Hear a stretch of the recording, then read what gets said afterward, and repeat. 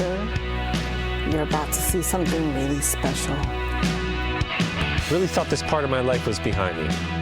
Frenzy disappeared with the drinking 3 years ago. Why now?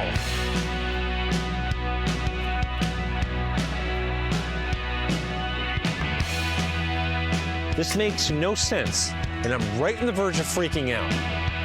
Back from your life. These people can be animals. What you burn. Thingy's out. Some bitter things you should never Good cheese. learn. Wallow through the days. Remember, cosplay's not consent. So here's to me. Congratulations, me. Yay, me. This would all be so much easier if I was hammered. Hammered. Won't be there anymore. Right. You can take away the anger, but you leave behind the pain. It's your soul I New ventures are always scary. feel till I'm melting Blah, blah, blah. Something positive and uplifting. tomorrow. But the hurt will still remain. In your soul I'll live forever till I'm melting in. Don't miss our new film, The Love Song of William H. Shaw, coming soon to a streaming service near you. Hey everyone, this is Cliff from Talking Pondo.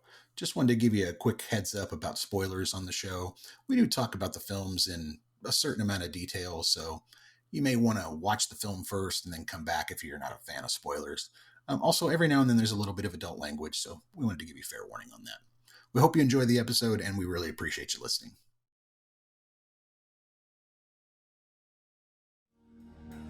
Welcome to Season 2 of Making Pondo and Talking Pondo. Talking Pondo is a podcast where Cliff and Marty give each other a film to watch and talk about them in detail. Some episodes will include a special guest. Making Pondo is a podcast where Cliff and Marty talk to people they have worked with and discuss their experiences on set.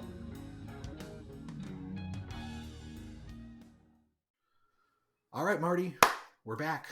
And we're back. Hey. Yeah, Got a it's, special Uh, Anyway, yeah, it's Talking Pondo, but it's unusual this week because we're new experimenting formats. with the format. It's Talking Pondo with guests, which means we picked a movie and gave it to the guest, and the guest gave us a movie, and then we watched that. So that's what the two movies are this week. We gave our guest Escape from New York, and our guest gave us The Adventures of Buckaroo Banzai Across the Eighth Dimension, and our guest today is... Drew Kallen, everybody. Woohoo! Hey, I'm here. This is going to be good, guys. All This is right. going to be good. This is going to be good. This is two films that we knew were going to come up. Two films that Marty and I absolutely knew were going to come up. I was not surprised at all to hear Drew say that Buckaroo Banzai was the film he wanted to talk about. Yes. Yeah.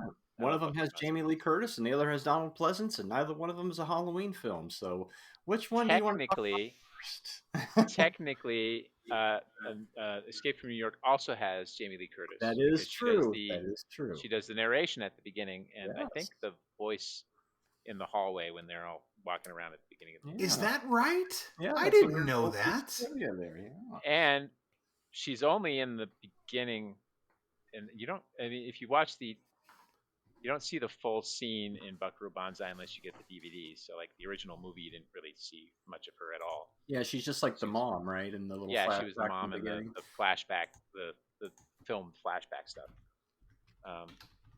So what do you guys want to talk about first? Well, Cliff, what is Escape from New York about? Let's get that one. You guys want to do Let's Escape do that one first? first, and then we Let's can do it. ease Let's talk about into it. the- Let's be selfish and talk about our movie first because that's Because it's that's also better. the first one to come out. That was 1981. So Yeah. True, 1981. So in 1997, when the U.S. president crashes into Manhattan, now a giant maximum security prison, a convicted bank robber is sent to rescue him. And that's basically the plot of Escape from New York. Basically in the future, 1997, which is, 27 years in the past now, crime The old has future. gone rampant, 400 to 500% of increase in crime, and the only way they can deal with it is to wall off New York, Manhattan Island. They build a 50-foot high perimeter all the way around it and block off the ports, all the exits, and then they just throw all the criminals inside of it and let them figure it out. That's it. And then they just pile up the army outside of it, and they shoot anybody who tries to get out. It basically becomes Mad Max for some reason, and I'm not entirely sure why. Everybody's dressed like they're in Mad Max. As we were talking about, I was watching it with some friends. We're like, the production costume design seems to be, let's just go to the thrift store and see what we find. It looked like the Warriors to me. Like that's what it looked yeah, like. a little to me. bit. Like a little bit. There it were had a lot of much vests. Warriors production feel. Yeah. Yeah. A lot Especially of the vests. dude with the hair. Oh yeah. Oh yeah. He was interesting. He's a very interesting character. That was definitely a choice, I have to say. That and Lee Van Cleef with the earring, which is also a choice. And that really interesting watch with the spikes and stuff.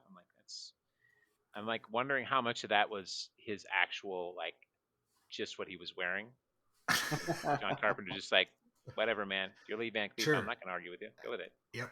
Yeah. Yeah.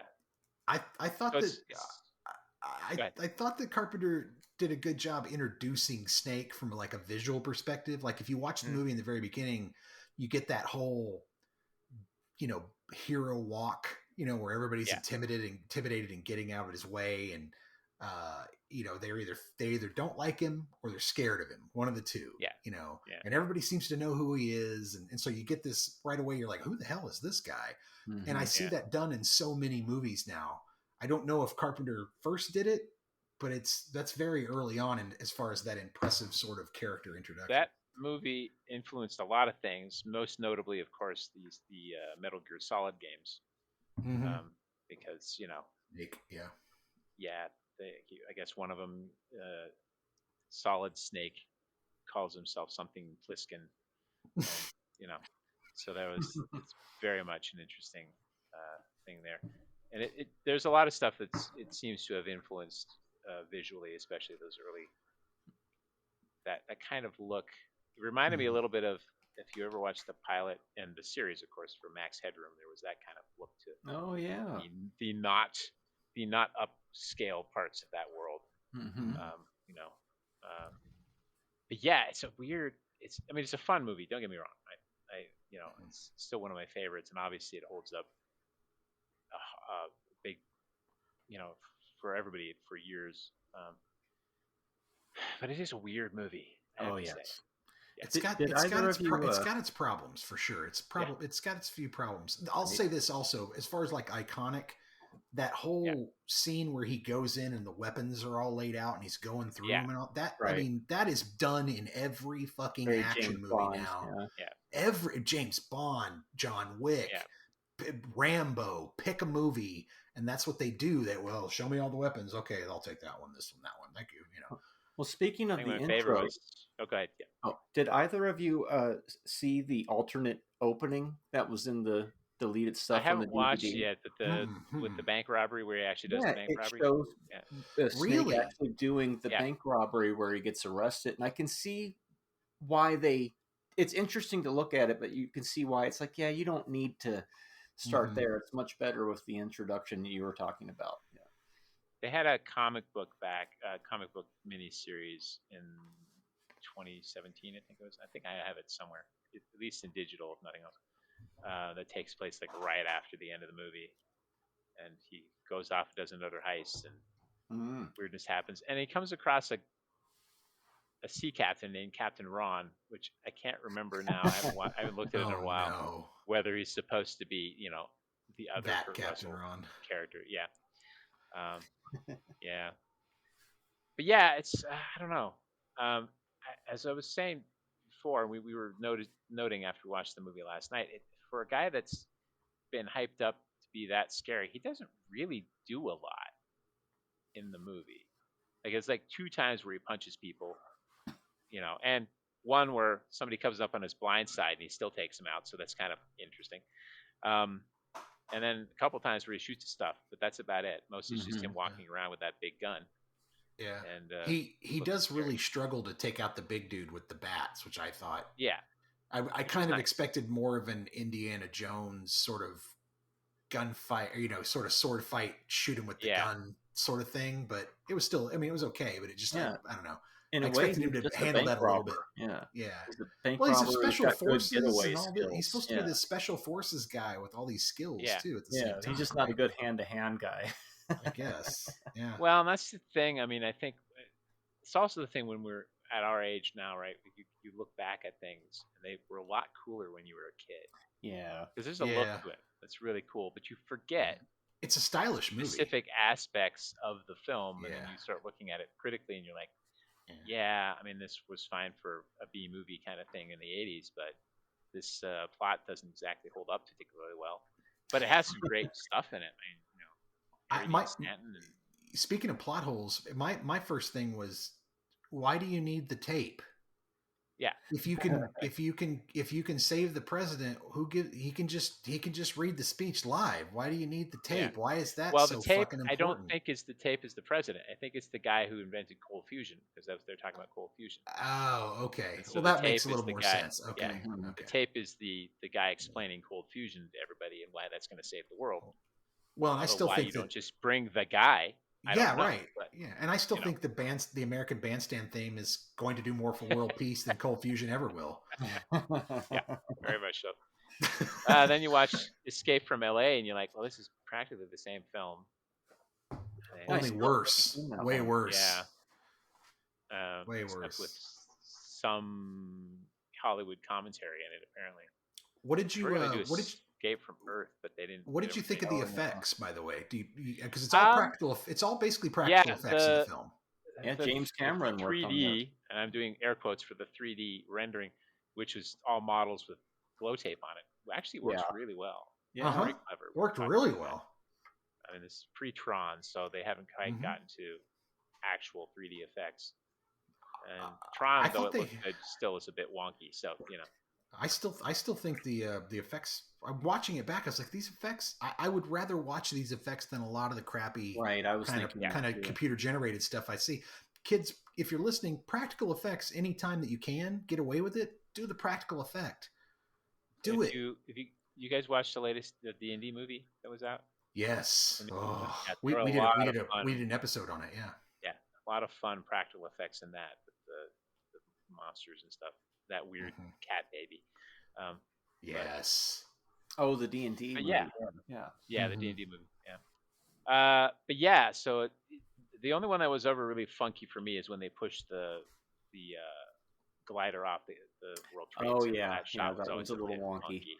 Yep. Like, Yep. that's kind of weird, but it works Mhm. within that. But yeah, it's fun. It's got some fun lines. It's not it wasn't nearly as much fun lines as I remember it having. Mhm. Yeah. For some reason in my brain there's more to it, but everybody thinking, I thought you were dead is a nice touch. Every time they bring it up, I have a signed Tom Atkins photo with that quote. thought you Yeah. were dead. Yes. Speaking of which, by the way, Right. Tom Atkins is the nicest man. Oh, he that really you'll ever- is. Yeah. He is the nicest guy you'll ever freaking meet. Super nice dude. Yeah. I've met a few. Bruce Campbell's really, really great. Hmm. I had him. I went to his signings for 2 of his books, and he was there till like 3 a.m. signing stuff for people because he knows where his bread is buttered, right? Right. Hmm. But yeah, so it's a fun movie. Yeah. This was feel The like guys on it. I feel like Oh, the movie. right. I feel like the movie's pace is really good for the first 45 minutes or so, and then it sort of it drops. does have it a sort of- little lag. Yeah. once he gets captured and then he goes into the pit and all that, with it just sort of a little bit, and then Well, takes as, a bit to as get we going. pointed out again. last night, at least it wasn't as slow as the '70s movies. So there's that. Yeah. Very true. Very true. I think they were just sort of getting back into getting some rhythm into their films and Mhm. getting some movement going. I mean, Kurt Russell has pretty. I mean, he was going basically from I'm a Disney kid Yeah. to Yeah, I'm the a computer serious- wore tennis shoes. Yeah. Yeah, and he'd only done that a couple of years before, and in Elvis on TV. I think it was Oh yeah. 5 or 6 Also years from before John that. Carpenter. Yeah. Yeah. And then he goes, the 1, 2, 3 punch of Big Trouble in Little China and the first Escape from New York, and then The Thing, and then Big Trouble. Mm. And kind of shows his range from there. God, I saw Big the other I saw thing, Big which Trouble in the Theater, and that shit just blew me away. I love that I love movie that so movie. much. My wife gets annoyed by this because I have watched Wyatt Russell in Falcon and Winter Soldier, and then in Monarch, where he's based, him and Kurt Russell play the same character, but like 40 years apart. Mm-hmm. And how much he looks like his dad at that age is very. Cause I hadn't connected it when I saw Falcon and Winter Soldier initially, and then he did some stuff, and I went, "Wait, that's Kurt Russell's kid."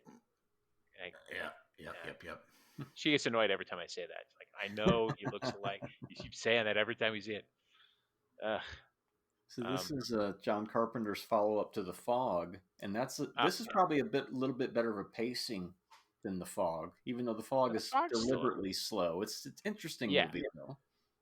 It's an interesting Fog, especially because you don't really see a lot in The Fog. Like, people just sort of disappear. I mean, you see the glowy eyes stuff, right? But it's definitely not a modern gory horror film. But then neither is Halloween. Like, when I was working at Suncoast back in the day, Halloween was one of the few movies we could actually show in the store because there is no blood and gore really in Halloween. Mm-hmm. It's all just jump scares and tension and stuff like that. Yeah. And then there's no swearing to speak of, really. Did he do Assault at Precinct 13? Yeah, that one was the one he did right before Halloween. Yeah, that was a great movie too. Yeah, I like that one a lot. Yeah, Carpenter's. Yeah, that was the thing. Carpenter's a master. I got this the DVD for this, or the Blu-ray for this, and I got the Blu-ray for They Live. Oh, and nice. My wife was looking at the back of They Live, and she's like, from horror, whatever. And I'm like, I had to, because she's not a horror movie person. I'm like, I explained that They Live is not a horror movie, even though they're touting John Carpenter's horror stuff. But then, even then, he did a lot of horror movies, but he did a lot of other stuff. It wasn't horror movies. Oh, sure. You know, he even poked fun at horror movies. I mean, Vampires is a direct kick in the ass to vampire movies, and that's a great little flick. So I've been a fan. And then, of course, the fun thing.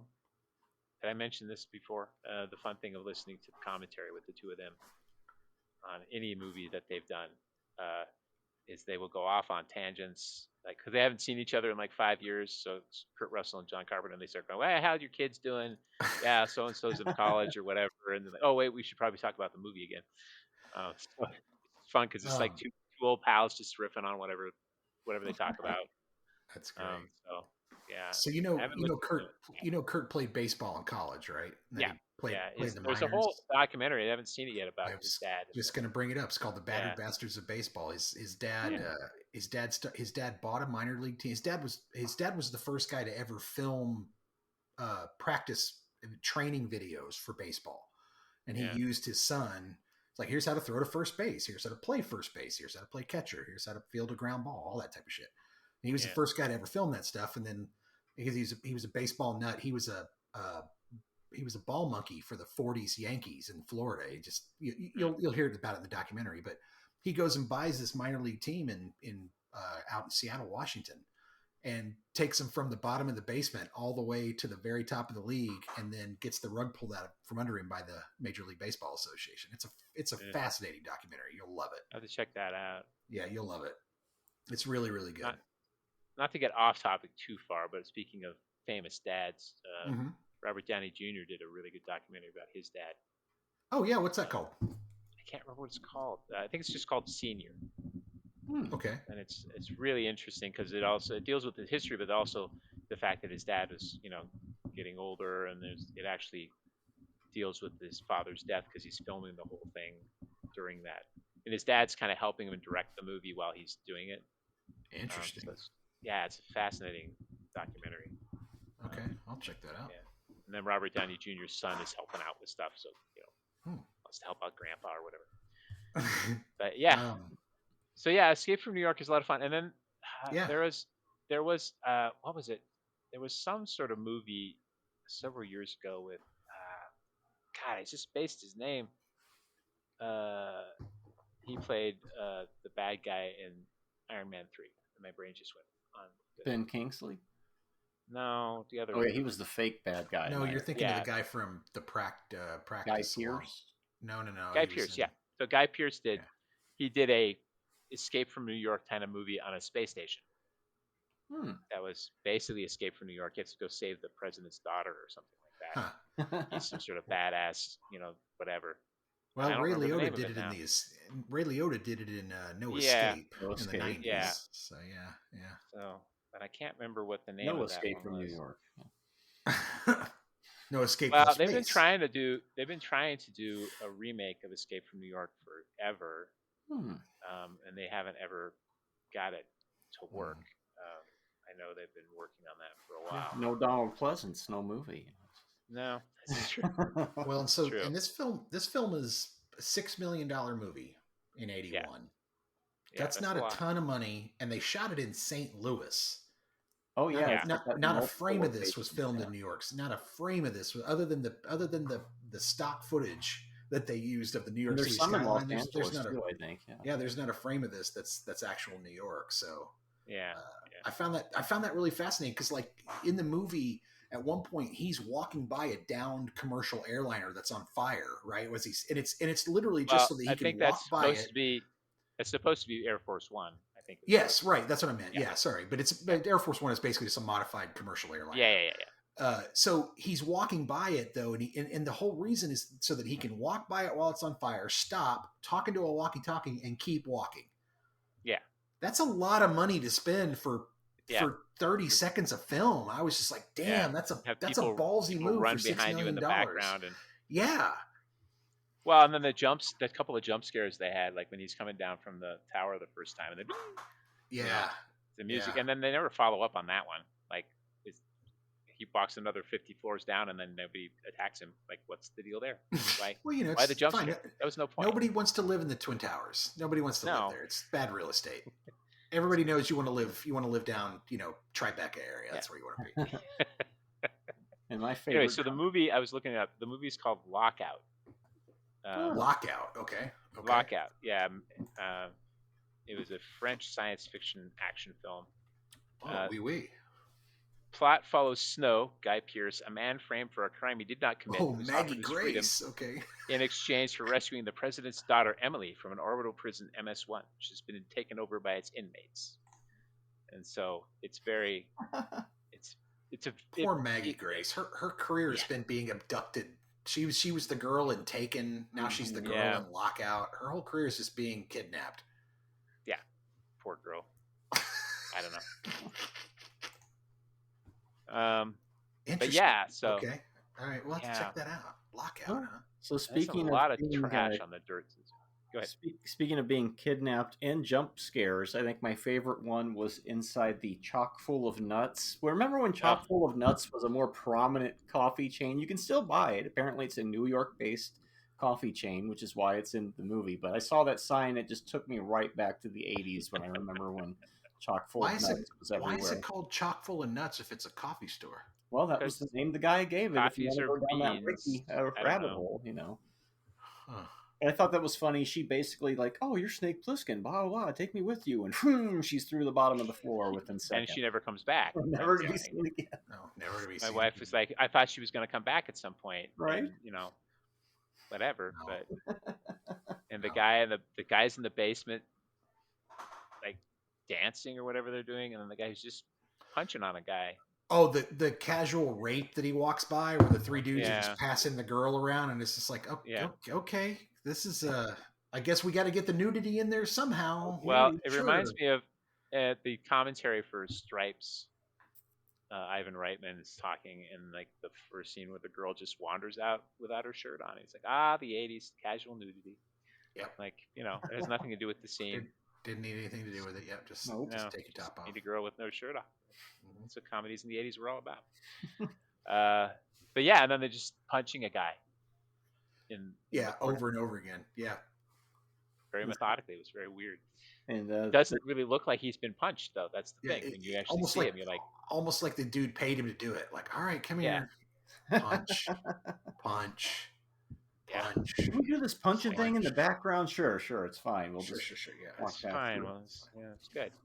So the DP on this movie was Dean Cundey, who also worked with Carpenter on Halloween, but we know him for Jurassic Park, Apollo 13, Who Framed Roger Rabbit, Mandalorian. The guy's one of the biggest prominent cinematographers. Yeah. And this one, you can tell, this is very well shot. Yeah, oh, it looks good. It's a good look. Oh, yeah. I feel like it's a stylish, really. It's a good looking movie. It just has pacing problems and kind of plot problems. Mhm. There's also the light that comes from nowhere.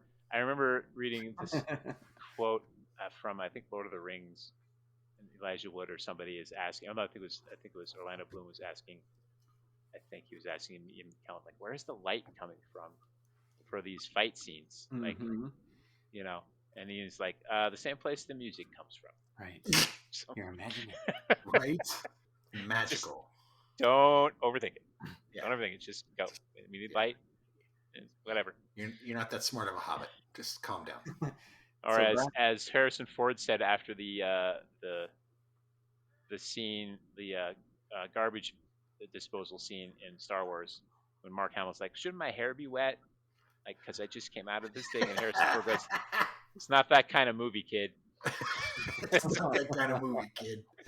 Dude, I heard that I read a thing. Apparently, I read a rumor about him that he was apparently he's a huge pothead, Harrison Ford. It can be, yeah. When he injured himself on some set, this is early on, and he was in the hospital, and the hospital was threatening to kick him out because he wouldn't stop smoking weed in the hospital. He's just fucking token up. And they're like, dude, we're gonna kick you out. And the studio ended up stepping in and being like, look, what do we have to do? Get him a private room, blah, blah, blah, blah. Thought that was hilarious. He did I have it somewhere. He did his son, I think, because he lived in Wyoming, right? And his son, and this is back when skating, like snowboarding videos and skating videos were a really big thing. And it's some really low budget snowboarding video, but he has a cameo as like the driver of the snow track thing. And they don't call him Harrison Ford, they give him another name, something like introducing so and so as whatever, and it's Harrison Ford with a big bushy beard. Harrison probably Ford the same in era. Hot Dog the movie part 2. Yeah, basically, I think it was probably the same era when he did his cameo in Young Indiana Jones Chronicles, because he had that same beard for that for the one of the episodes. They did a end scenes, beginning and end scene with Harrison Ford as older Indiana Jones. Excuse me. The flashback thing. Yeah, not that we're getting off topic on that, but. Oh no, we've been off topic for a while. It's fine. Well, back when we did our episode about Dark Star and the Abyss, we were like, how do these two movies connect? And well, the connector was James Cameron, who worked with both. Well, actually, he made the Abyss, but he worked with John Carpenter as the production designer on Escape from New York. Yeah. So it's pretty interesing. All those matte paintings and stuff, and a lot of that. Cameron's. I love that look. I have no problem with that.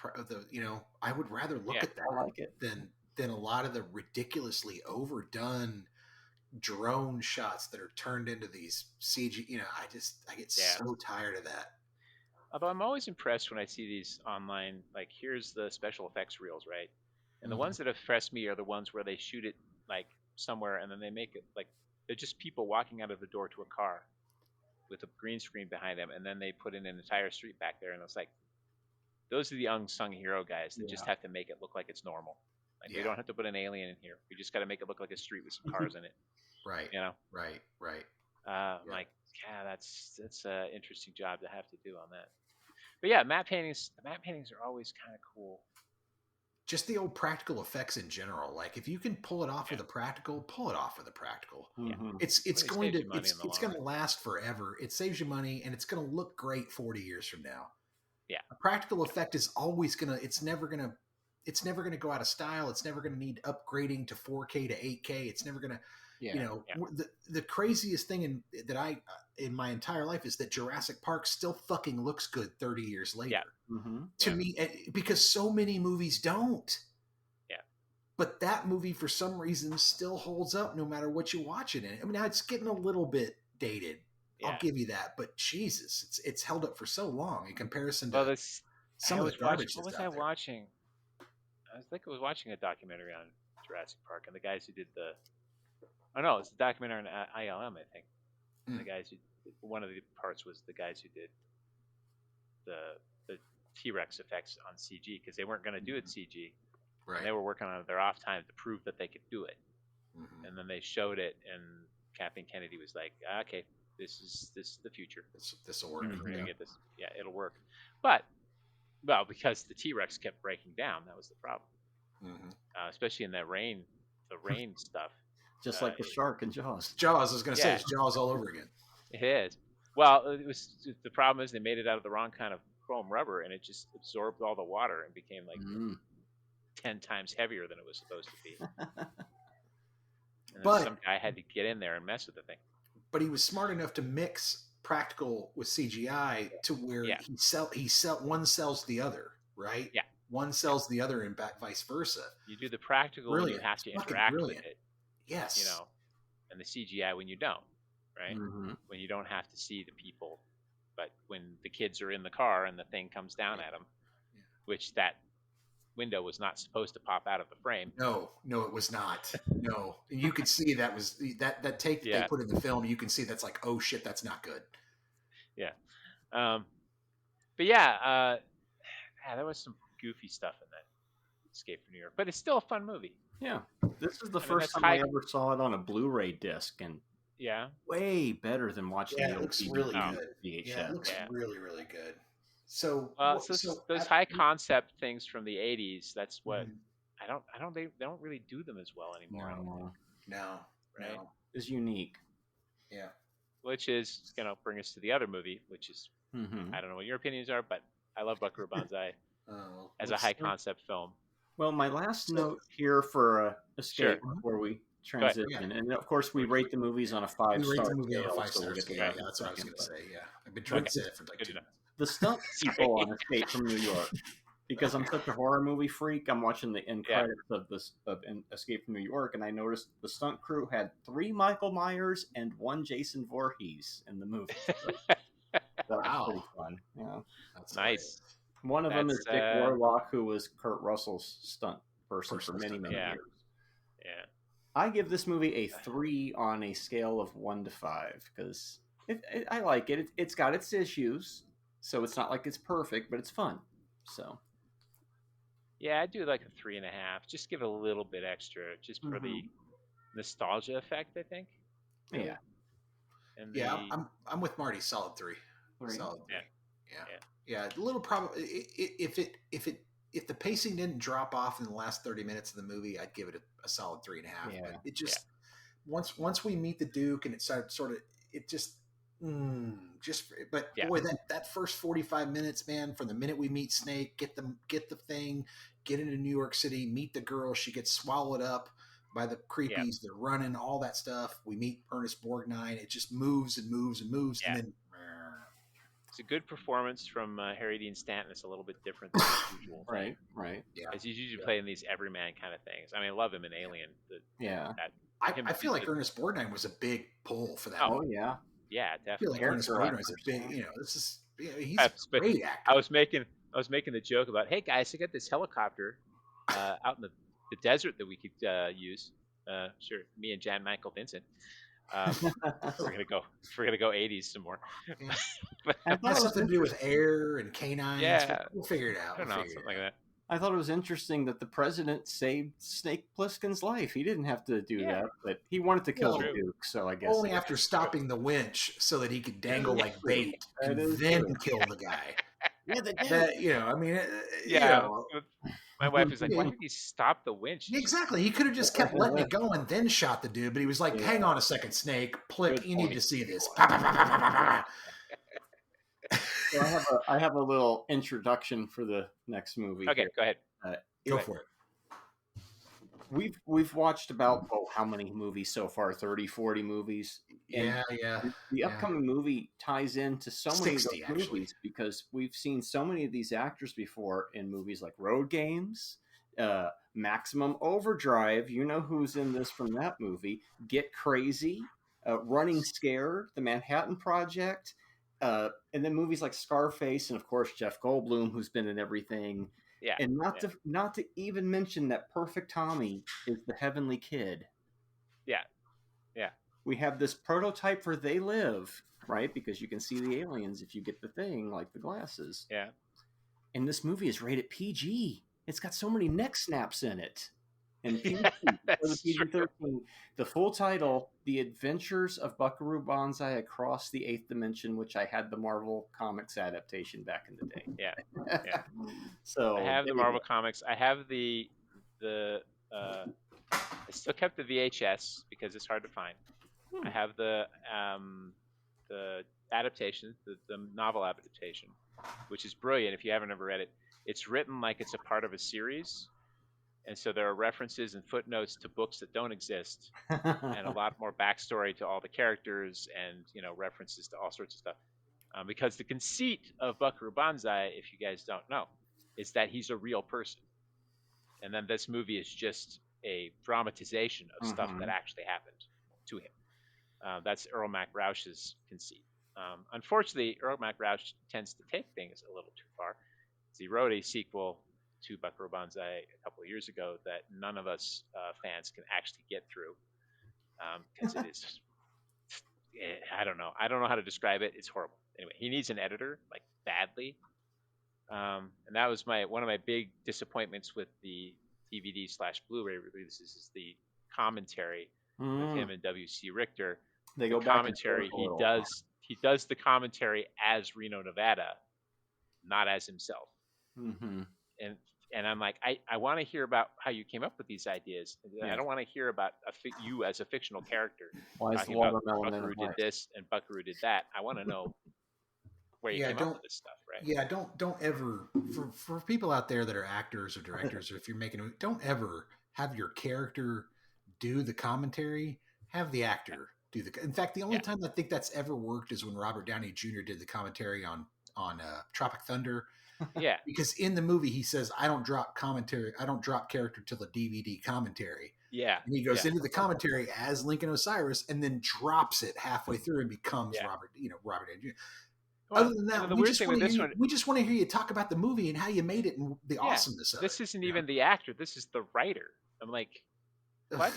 I don't know. But no, it is one of my favorite films, and I know it's influenced a lot of. It's one of those things that it's not direct. Oh, there's so many elements in this that have been picked up by other things everywhere. It's you can just point at them in the movie. That Yo-Yo Dine, Yo-Yo Dine's everywhere. I mean, yes, this Enterprise D was built by Yo-Yo Dine Industries. If you look at that, so there are so many people that are influenced by this film, and then of course it in itself is influenced by like Doc Savage and that kind of thing. So what's the plot of this movie? Well, that's where things get interesting. I can read you the IMDb interpretation if you'd like. Sure, go ahead. We'll see what they say. They say, adventurer, brain surgeon, rock musician Buckaroo Banzai and his crime-fighting team, the Hong Kong Cavaliers, must stop evil alien invaders from the 8th dimension who are planning to conquer Earth. That's not a bad thing. It's close. Find love on the way, maybe, Yeah, fine. That's not bad. Penny Pretty. Jesus, what a terrible name. Yeah. She is an exact duplicate of Buckaroo's love that died. Well, she's for some reason she has a twin sister, but she doesn't know that she has a twin sister. But he knows that she's a twin of his wife, who is now dead. Yeah, I wish she had been more of the team rather than just a damsel. But it was the 80s. Yeah. She was very much. Didn't have a lot of time. She did very much a bit more in the book, but so that's not a bad summation. I mean, there's a lot more happening in there, and there's a lot of fun stuff like the scene where he's getting tortured and there's just TVs everywhere, and it's like one of those things like they're just gonna put a wall of TVs up, guys. Let's just do that. It's very Clockwork Orange to me. It's very. I mean, it was very like it's type of thing. Well, part of the thing was the producer had no clue what was going on. That's what the watermelon scene's about, quite frankly. Right. To see whether or not the producer was paying attention. They were just filming stuff, and he wasn't watching the movie, the rushes or whatever. He didn't get the movie. He didn't understand. That's why part of the reason why it's never had a sequel, because the rights are kind of tied up like at a billion different places. Because he didn't understand the movie, he didn't really get it. It was not, the guy fronting the money just didn't understand what this film was going to be or what was going on. And so, you know, there have been attempts to do things with it. Kevin Smith was going to try and do some sort of TV series at one point, but that never came about. There was going to be some sort of weird thing where Buckaroo was like a talk show host, kind of Bill Nye kind of a thing that they were going to do. I don't know. That sounded a little weird to me, but yeah, the performances in this, John Lithgow, just Well, yeah, that's Lord John can't Warfare. deny that. Well, it's just, hey, John, do you want to play an insane person? Sure, go for it. Boom. And he just takes Strangest it, Italian runs accent with it. that you've ever heard. Speaking of which, here's a nice piece of trivia about that. His Italian dialect coach was a tailor on the 20th Century Fox lot. And he basically just told the guy, he just said, read these lines, and he recorded them. And he would just practice repeating them, and that's the dialect that he came. And as a favor, he gave the guy a dialect coach credit in the movie. The dude was just a tailor with a heavy Italian accent. Yeah, man.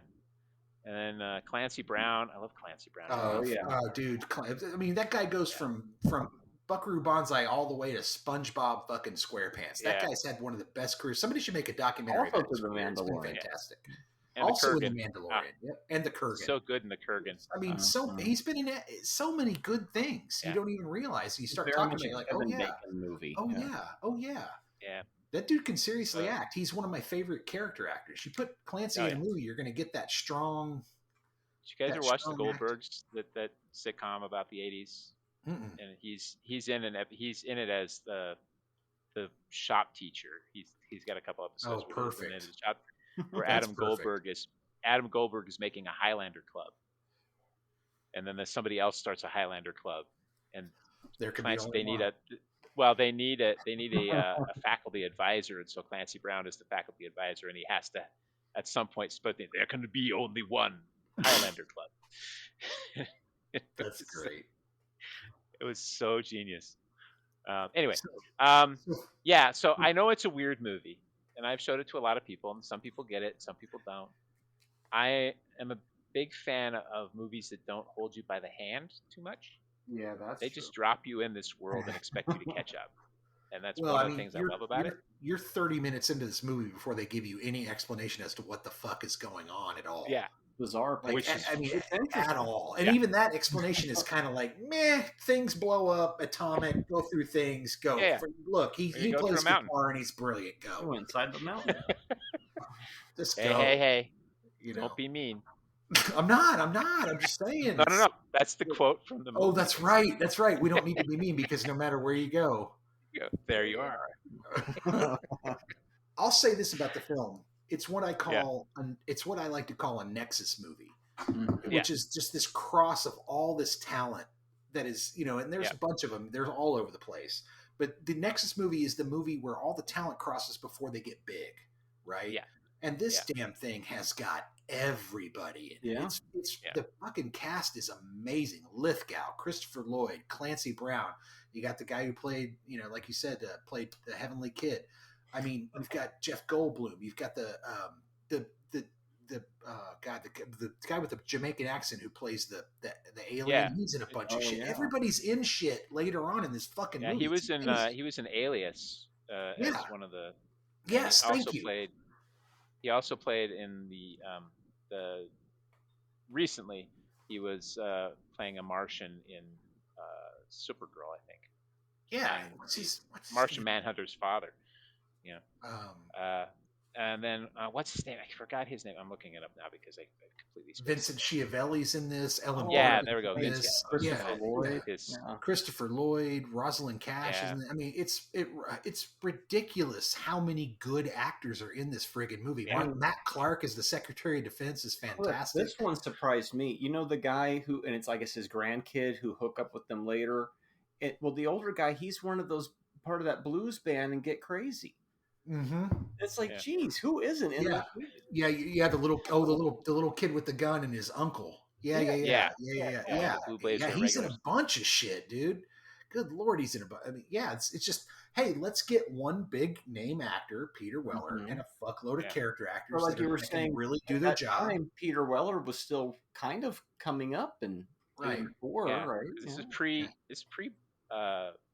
Pre RoboCop, definitely. Oh, way RoboCop, right? pre-RoboCop. Yeah, Yeah, by way like 3 pre-RoboCop. years. Yeah. Yeah. So, There's just yeah. too many. By the way, good there's a movies very made. good documentary on the making of RoboCop. I think it's on Netflix. Oh. It's really good. Check that out. It's like a The- 4-part one. Oh, is that Films That Made Us? Yeah, no, that's a really good one. But there's That's an a good actual one. like 4-part. Oh. Maybe I downloaded. I don't remember. There's a 4-part documentary on the making of RoboCop that gets really deep in the weeds. You know, for me, yeah. the movie is wildly weird and super creative. Yeah. But at the same time, it's just really dumb. Like it just, Well, it does a few things that are just where I'm just like, Well, the big booty thing, even as a little kid, I was like, what is going on with this? This last time I did think it was funny. They were all named John and they all registered for Social Security at the same time. Yeah. I have a note. I you literally look at have a the note name. here on my page that says, "Is he saying big booty?" And he is. Yes, Because this is that's this his is name. not a movie that I watch a lot. To be honest, I mean, I know this is a favorite of yours, but for me, Oh, that's fine. this isn't one I visit a lot. It actually made so sense to me this time. I have honestly just never gotten it. It's like, to me, it's like a Python skit I don't get. Yeah. And that's fine. I'm not Not shitting on everybody Python, has to but get it's like, everything. fuck, I don't still fucking get it. I don't get it. It's not for And like me. I said, it's not. And I've never knocked people for not liking the movie or getting it the same way I get it, because different people get different things from different things, right? Yeah. And I'm not pooping on your enjoyment of it at all. I'm just I know saying, you're not. like, dude, for me, I'm not getting it. Like, I'm Yeah. not seeing it. Like, there's one point where, the big pod that crashes down with the alien inside of it, and the other 3 aliens are like, we got to open it. Their answer is just to beat the shit out of it with metal. did And it's like, confuse me. guys, you don't know how to open this? You're aliens. You don't have technology. What the fuck is going on? Well, here? they're not bright aliens, and that's kind of the point. That's true too. That's a good point. Like the red, like they're not smart people. Like that's evidence. Yeah, I mean, there are a lot of concepts. Like I said, some of them show up in the novelization, and I guess that's partly why some of it makes more sense, because if you read the novelization, then there's some backstory stuff in there that Well, and I think that's part of the problem is, like, as the movie's progressing, you have characters that weren't in scenes with other characters meeting up with them, and they're all aligned with, like, what's going on, and there's no like, what do you mean, huh? What? Oh, okay, we have, they're just like, hey, so and so's in trouble, off to the rate. It's very, it's like a serial in that respect. Yeah. But having more of that backstory would have explained that a bit more, I think. It feels like you're dropped in the middle of something, because you are dropped. Exactly. Yeah. And it is kind of weird, because it does feel like, I guess if you watched it enough, and then you have all this ancillary stuff, then you're able to fill in a lot of the gaps.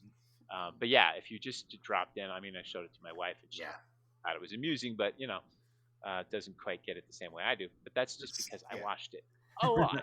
It was a big film of micro.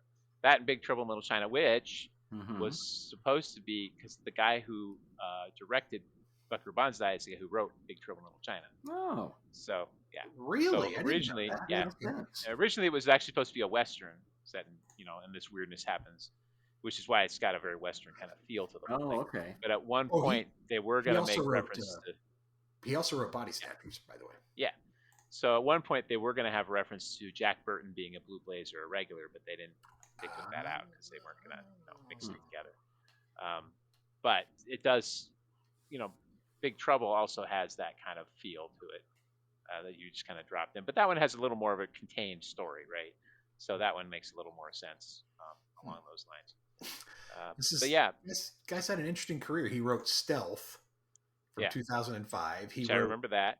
He did the screenplay for Needful Things. Yeah. He wrote the screenplay for Brubaker and came up with the story, and then also did the screenplay for Body Snatchers. That's a pretty good career, man. That's some decent films in there. And listening to his commentary, it's kind of fun, because you can kind of feel his frustration with Earl Mac Roush playing this character, and not just like leaving him to have to do all the actual commentary. Because Earl Mac Roush as Reno is not nearly as loquacious as Reno in the movie is, right? He's much more tacit. He doesn't really talk like for me, like I said, it's frustrating for me as a fan. Like, I want to know what's in your head, but you're not letting me in. which maybe is a good thing after reading this book that he wrote later. Like, it just makes no sense. The comics, at least, there were a comic series in the 2000s somewhere that they did, which were pretty decent for that. But those of us that are fans have always wanted more things, but I just don't know. I don't think they Yeah. can catch that feeling again. But Right? I mean, out As of you said, all it's this the nexus of people, and I don't think Mhm. you could pull off the same feeling. Well, Right? out of all the movies that had sequels in the 80s that didn't need them, this Yeah. one should have had. We should have had 4 or 5 of these before we had gotten to like 94, you know.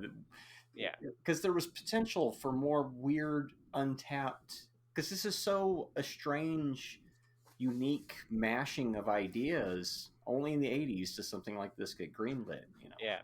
See, to Well, and me, it's to me, this movie is like it's a creative festival, right? Like just Mhm. Yeah. every scene Maybe is it's like, better what that else? it's one Every and done. scene is what else can we add? Okay, Yeah. great. What else? Okay, great. What else? Okay, great. What else? And it turns into chaos. It needed to be reined in and kind of refined to the. If this story had been told kind of like a Back to the Future type of like linear with a little bit more, this fucking thing Oh, I know what you mean. Yeah.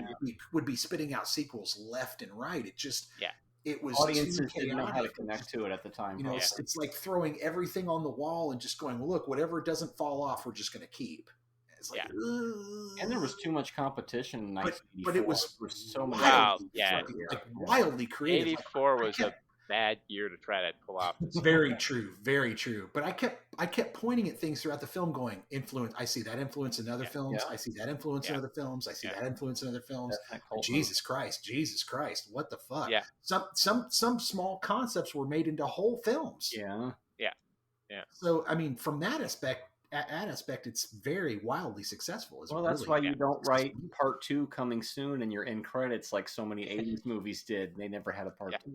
You know? Yeah. very true. Well, that's Very because once true. again, it's all tied up in weirdness with That's the true, producers, too, and yeah. every time they've tried to do stuff, like it's one of those weird. Nobody's quite sure where the rights are. Where the rights are. You know? Yeah. And that's again, Anyway. independent filmmakers, make sure you know where your rights are. You don't want to get into that situation where if your Yeah. film actually hits and it gets an audience and you can't do anything after that, that's Yeah. a terrible idea. It's- you let it go somewhere went Mhm. wrong. But yeah, it's just one of my favorite films because of that weirdness. And I know it's chaotic, but it's fun chaotic. Mm-hmm. I see that. Yeah. And I like I said, I like movies that don't feel like they have to spell everything out to you. Mm-hmm. Let the audience figure things out some. Mhm. But I do agree you're right. It is chaotic, and I agree with that. I think for me it holds up mostly because I've seen it a billion times. Right. And so Well, you you've begin had to make time the order out of the chaos, right? Yeah. Yeah, and you're able to absorb things and go, okay, this makes sense with this. And when you watch Right. it the first time, you're like, I don't know what's going on. Yeah, right. You watch it, you see little things pop in there, Right. and then once again, reading the novelization, I think does help on some level. Mhm. It is one of my favorite novelizations for movies, and there were a lot back in the 80s. Alan Dean Foster wrote a Oh million God, stuff, Alan but Dean he- Foster wrote he so was many like- damn novelizations. and he did a really good job. My favorite of his was one he did for The Abyss, Huh. because the first 3 Ooh. chapters before you get to the actual movie Ooh, are I a wouldn't mind chapter on reading each that. of the 3 main characters. Okay. So I there's a wouldn't chapter mind reading that about at all. Ed Harris's character and what he's doing before the abyss happens, and then chapter on Michael Bean's character, and then a chapter on what's her face? I forgot her last name all of a sudden. Mary Lindsay. Mastrantonio. Lindsay. Yeah, Lindsay. and that's So it goes back Her to name's- Scarface again. Her character name Yeah. is Lindsay. yeah, and so that's really good. And of course, the novelization has the entire plot, not the chopped up version they put in the movie theater, Mm. where they chop 30 minutes off the end of the movie and makes it go what? Yeah, Say what? Alan Dean Foster wrote so many good novelizations. Oh, yeah. Like just on a side note, in the middle of this podcast, like he really Yeah. did some great novelizations, man. He was the guy. He was the go-to guy in the '80s for that kind of stuff. That was the deal. I spent a good portion of my middle school years at a used bookstore that was near my school, between my school and my house in Billings, Montana. And I kind of treated it like a library. I just sort of sit in the back and read books, and then buy some. So I am steeped in weird '80s sci-fi trilogies. Did you You read know, his some of the- Spellsinger novel? yeah, Spellsinger series is a lot of fun. That whole series is ridiculous. I still would love to see that as a film. I Yeah. still think the There's a- idea of a guy that can sing lyrics and turn them into a spell in a magical Yeah. world Well, is a my really favorite when he fucking sings smart Sloop idea. John B. Yes. and the otter best friend turns up drunk because it's the line that the first mate he gets drunk. Yeah. They need a boat, so he sings Sloop John B. so they can have a boat and then he doesn't pay attention to the lyrics that he's singing. So Right. halfway through the voyage, First the mate, otter's first mate, suddenly he got drunk and he broke into captain's bunk. Yep. Yeah. Yeah, there's a bunch of books like that I'd love to see. One of my favorite sci-fi series is Sector General by James White. It's a whole bunch of short stories and then some novels, and it's about a hospital, space station hospital, and it's just a fascinating series. The species he comes up with, the ideas that he's got in there but it would be really expensive because there's only one other species that's vaguely humanoid, and then like 3-foot tall teddy bear looking people. So there's a lot of humans, but there's a lot of very alien aliens. So it would be not cheap. There's a lot of you got to pay for those. Yeah, you got to get those costumes or effects going and figure out how Yeah, to present that. Yeah. But anyway, yes. So I love that movie. And any discussion about it would be, what's the word, remiss without discussing the music video-esque end sequence where they're just walking Yes. around. The end sequence. which is very ripped off from Reservoir Dogs, in my opinion. Yeah. Well, my Vice ringtone. versa. Reservoir Dogs ripped My it off. ringtone is Influence, that okay. section of the movie. Is the da, da, da, da, da, da, da. That's my ringtone on my phone. Nice. That's a Yeah. lot of purposeful walking.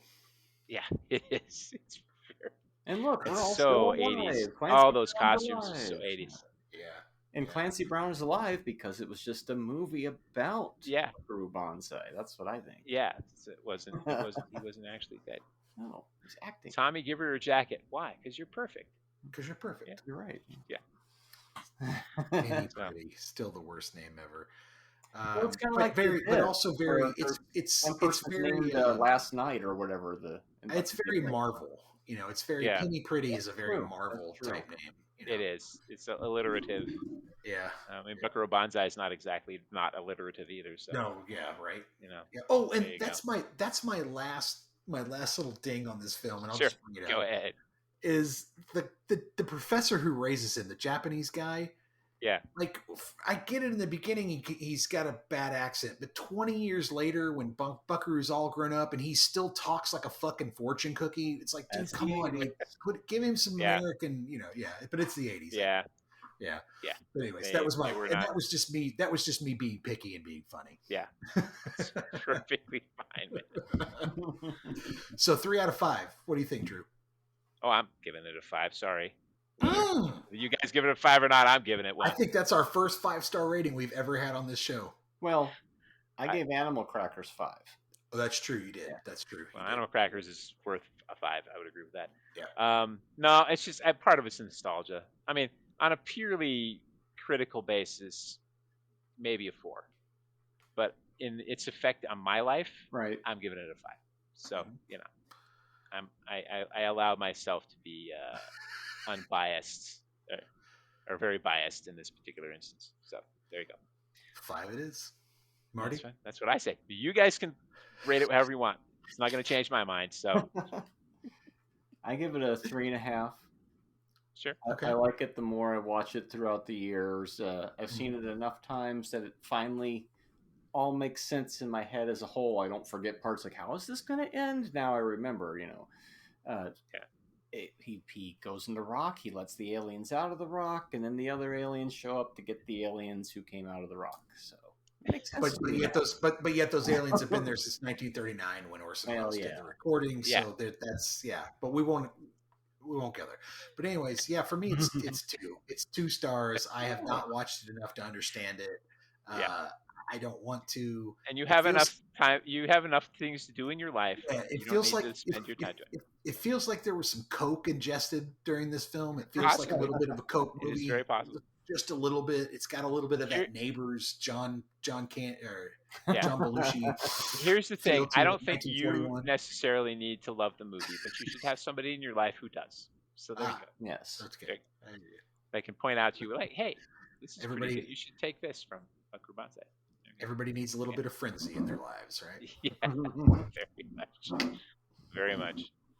So, Well, all right. Well, yeah, Drew, well, thanks for being our No first problem, guest in our hybrid little experiment. here. I anytime think it went you really want me well. to jump It in, was a I lot am of fun. happy to do so. Cool. So, Yeah. you know, If give me you've a got heads another up. movie you want to bring to us, we'd be happy to do it. Well, sure. I'll come up with something. We'll give you a bit of time though. Too much I of me can't, is pro- too much. can't for promise anybody. you I'll love it. You know, but That's okay. yeah. Have you seen Rockula? Rockula's great. Oh my God! Yes, that's the one with the kid from Yeah, with the eyebrows. I Summer can't remember his School. name, but the kid Yeah. from Summer Oh, School. that's right. Yeah, Yeah, Dean Cameron. speaking of movies that we've talked about, movies with music in them. Yes. There we You go. There you go. There you go, Rockula. Should have brought And that up. Wilder Rocket. Napalm is another one of my favorites. Oh, wow. With I remember that. Wow. Dennis Quaid. Well, that's Glenn Gordon Caron who did Moonlighting, which is part of the reason that I think the movie's as good as it is. And Arliss Howard, who I always got mixed up with, what's his face from Usual Suspects? My brain just left me. Kevin Spacey. Kevin Spacey. Oh, yeah. Yeah, but it's Arliss Howard, and it's like kind of similar, like Deborah Winger, of course. And Freaked. There's a Freaked Oh, with yeah. Alex Winter Oh, Uh, yes. and Yes. Randy Wow. Quaid. Styrofoam cup. This guy. We're gonna have to get this guy back on again. He's got some eclectic tastes. I here. have a lot of weird movies. There was a section at Harkins. No, it wasn't Harkins. It was some sort of used bookstore thing we had in Billings, and they had movie rentals, and they had a whole section of cult movies, and I watched a bunch of those, and those were all in that section, right? Yeah. So yeah. there we go. Rocket falls right in there. Yes, it does. All right. All right. All right. Thanks, Drew. We appreciate you. Thanks, guys. Awesome. No problem. All right. See you soon.